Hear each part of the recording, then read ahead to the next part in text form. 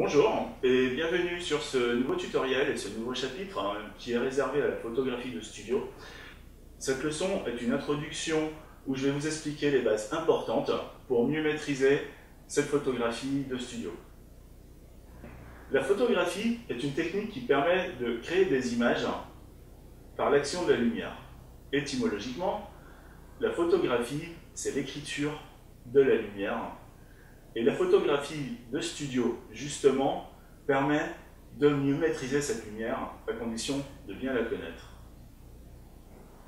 Il existe donc deux types d'éclairage de studio.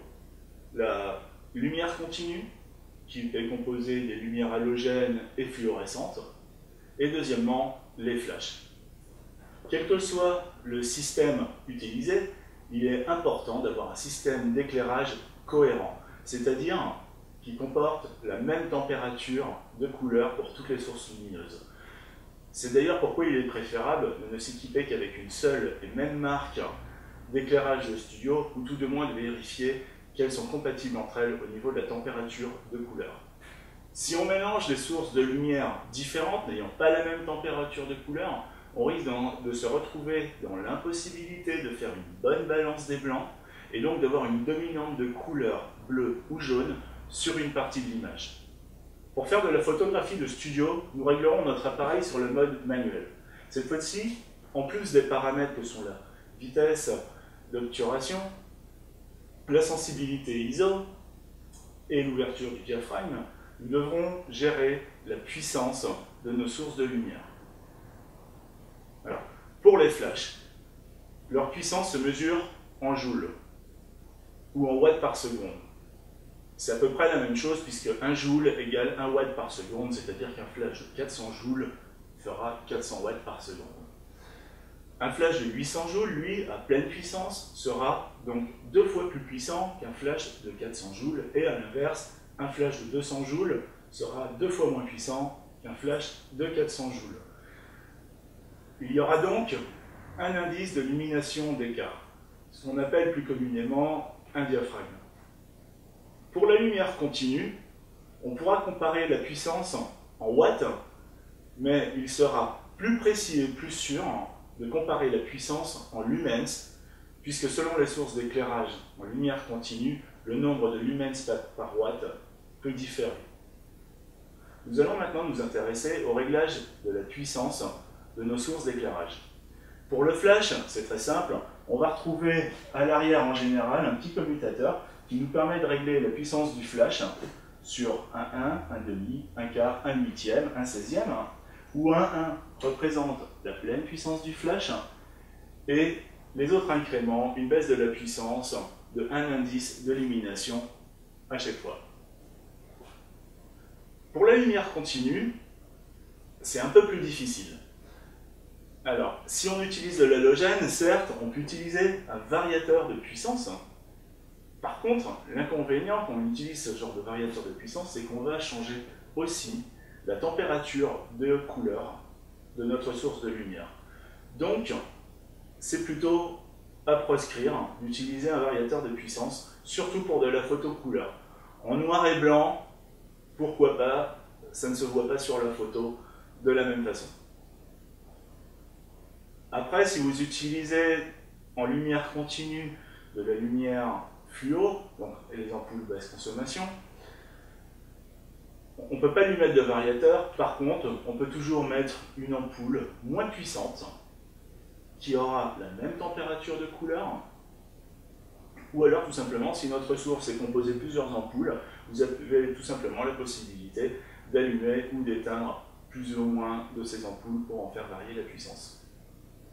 Autre point très important, que vous soyez en lumière continue ou en flash, il existe une autre possibilité de modifier la puissance de votre éclairage. Tout simplement en modifiant la distance de cette lumière par rapport à votre sujet que vous photographiez.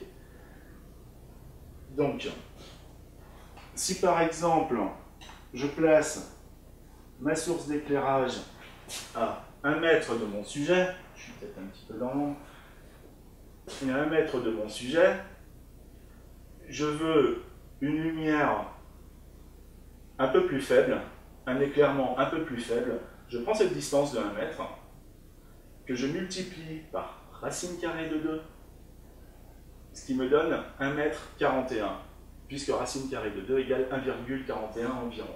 Donc je place ma source de lumière, je l'éloigne, je la mets à 1,41 m. En plaçant ma source à 1,41 m, j'aurai divisé par 2 l'éclairement de mon sujet, c'est-à-dire que j'aurai gagné un IL, un indice de lumination. Ou plutôt perdu. A l'inverse, si j'ai besoin d'avoir un éclairage plus fort, je prends ma distance, donc ici en l'occurrence 1 mètre, que je divise par racine carrée de 2, ce qui me donnera à peu près 70 cm, et donc j'aurai doublé l'éclairement de mon sujet. Et j'aurai gagné un indice de lumination en plus.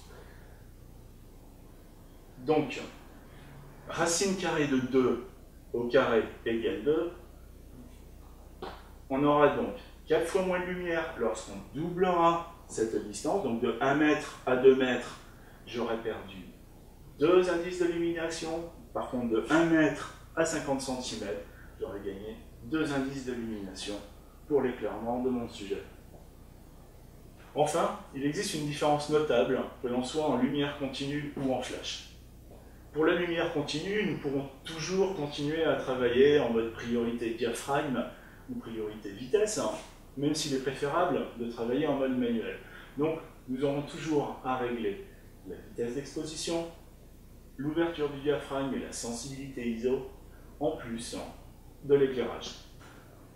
Pour la photographie au flash, nous mettrons systématiquement notre appareil photo en mode manuel. Tout simplement parce que le flash ne se déclenche qu'au moment de la prise de vue et l'appareil a besoin de faire ses réglages avant. Donc, on se mettra en mode manuel, nous réglerons la sensibilité ISO de notre capteur, idéalement sur 100 ISO puisque c'est là que nous avons la meilleure qualité. Nous réglerons notre diaphragme selon nos besoins, idéalement entre F8 et F11 puisque c'est là que nous avons le meilleur piqué, à moins que nous ayons besoin d'une profondeur de champ plus grande ou plus faible.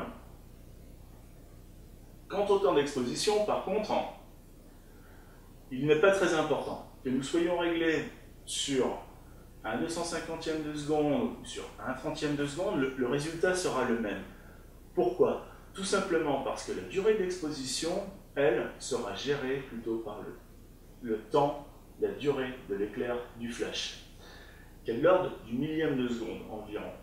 Donc, on choisira une vitesse qui sera comprise entre la synchro flash, qui est en général un 200e ou un 250e de seconde sur la majorité des appareils photo, et ensuite une vitesse qui ne sera pas trop longue non plus, de façon à ce que la photo ne soit pas perturbée par la lumière ambiante, que ce soit celle de la lampe pilote, celle de la lumière du jour qui pourrait rentrer par la fenêtre,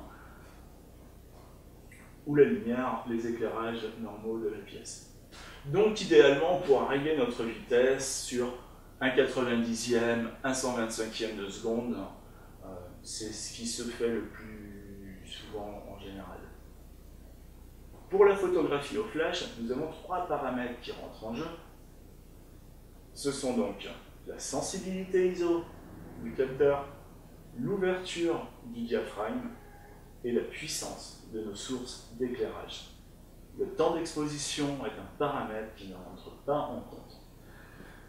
Donc on règle notre sensibilité ISO, notre diaphragme, à l'ouverture que l'on désire, et ensuite on agit tout simplement sur la puissance des flashs pour pouvoir obtenir la bonne exposition. Merci d'avoir suivi ce tutoriel sur le studio. Je vous invite à vous abonner à ma chaîne, à cliquer sur j'aime si vous avez aimé, et à partager ce tutoriel sur les réseaux sociaux.